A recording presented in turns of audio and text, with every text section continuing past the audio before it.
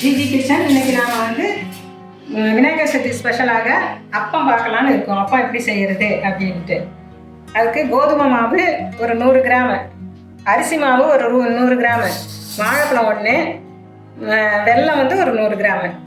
வாழைப்பழம் போடலைனாக்கா பலகார சோடா நம்ம போட்டுக்கலாம். ஏலக்காய் 2. இப்போ வந்து முதல்ல வெல்லத்தை நம்ம வடிகட்டி எடுத்துக்குவோம். கல்லெல்லாம் இல்லாமல் இருக்கிறதுக்காக வடிகட்டி எடுத்துக்குவோம். பாகு காய்ச்ச வேண்டிய அவசியம் இல்லை, சும்மா அந்த வெல்லம் கரைஞ்சா போதும். வெல்லத்தை வடிகட்டிக்கிட்டோம். இப்போ மாவு, அரிசி மாவை முதல்ல போட்டுக்கலாம். இது கோதுமை மாவு, ஏலக்காய்,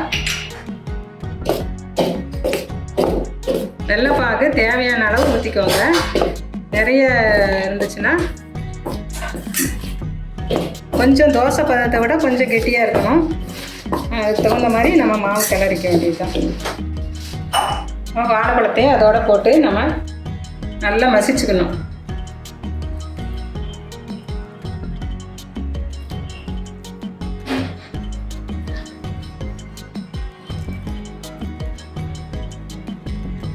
நமக்கு பாகு வந்து அளவு பத்தலை, அதனால் கொஞ்சம் தண்ணி ஆட் பண்ணிக்கலாம். பாகு சரியாக போச்சு, ஆனால் வந்து மாவுக்கான அளவு இல்லை. நம்ம இப்போ அப்பம் செய்யறதுக்கு மாவு ரெடி பண்ணிட்டோம். எண்ணெய் காய வச்சுருக்கிறேன். எண்ணெய் காஞ்சதும் நம்ம வந்து அப்பம் போட்டு எடுத்துடலாம்.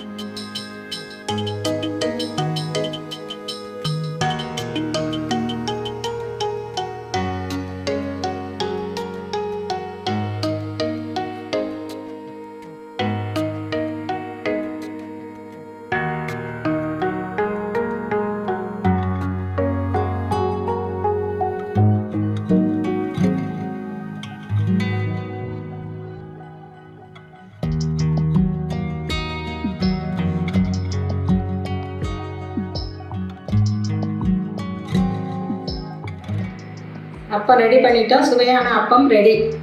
விநாயகருக்கு வச்சிடலாம்.